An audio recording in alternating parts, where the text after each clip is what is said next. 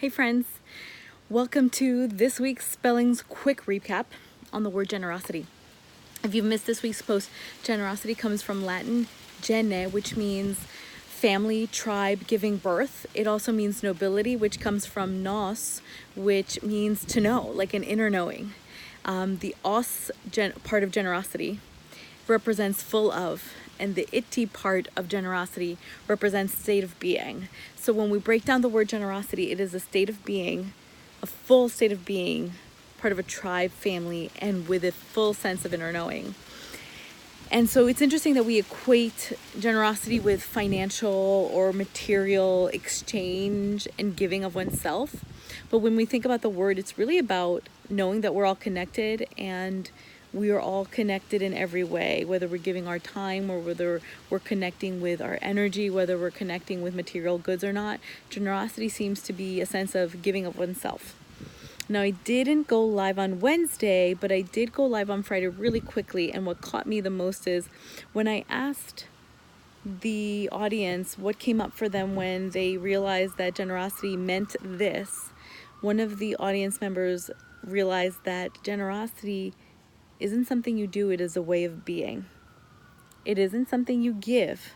So it's not like you have to be rich to be generous, or you have to be you have to have a certain amount of money to be generous. You don't have to have education to be generous. Generosity is just showing up the way you show up, in giving of yourself, in connectedness. And I think about my family in Latin America, who some of them have very little, and they tend to be the most generous people that I know, because their sense of tribe, community, feeling of belonging is stronger than the material sense of generosity or the current modern way of thinking of it. So I wanted to share with you that generosity is not a material condition. It is a mental way of being. And this week, I was in my leadership program, as I mentioned before, and there was a group of 70 of us, and we all synchronistically got into a sense of generosity, and we all came to a way of being that allowed us to raise almost $30,000 for charity in less than 12 hours.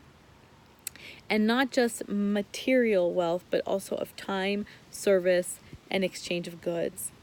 So the next time you feel like you can't give of yourself because you don't feel like you have enough to be generous, I want you to think about generosity as not about, once again, the material sense, is what way of being is keeping you from feeling like you can give of yourself. And if you feel like you're not in a place where you can be generous, ask, where else is this showing up in your life, and how is this impacting how people are giving back to you? Because if we think about energy and the law of attraction, often we're told that it is a flow state, right? Just as much as you give, you receive. So are you allowing yourself to be contributed to as a part of a family tribe if you feel that you can't give? And so see if you can find some answers in these coaching reflections and questions. All right, my friends, this is the quick recap. I hope this has been of service to you. Should you have any questions, always feel free to go to the blog for this week's word, drop me some questions there, or you can write back to me in an email. I'd love to hear from you, or drop notes here on the YouTube channel.